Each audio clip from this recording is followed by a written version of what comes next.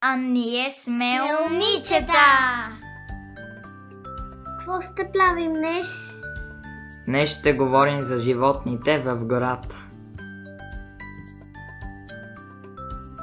Ето го първото животно. Знаеш ли какво животно е това? Мече. Браво! А знаеш как на мечето майката се казва? Мечка. Браво! А татко му? Мецок.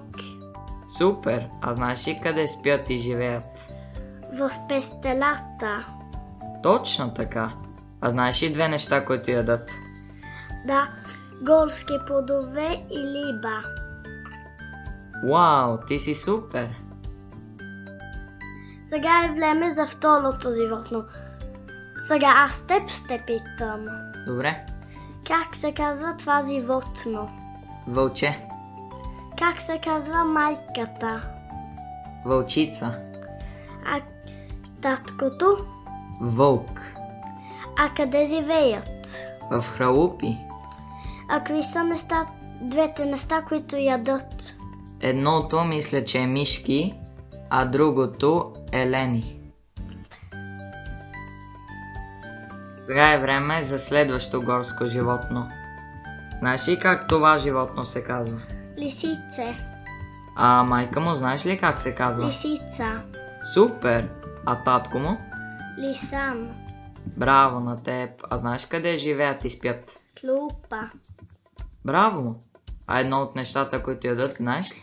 Горски плодове. Браво! Още едно? Миски. Супер!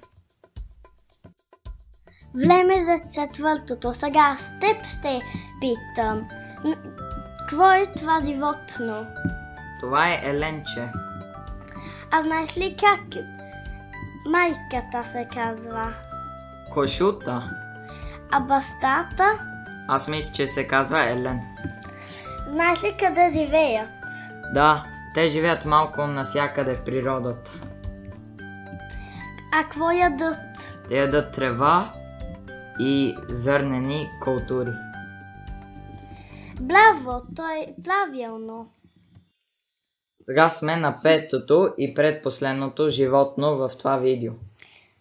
Знаеш ли как това животно се казва? Елеганце. А майка му, знаеш как се казва? Свиня. А таткото, знаеш ли как се казва? Глиган. Точно така. А знаеш къде живеят и спят? Клупа. Точно като вълците.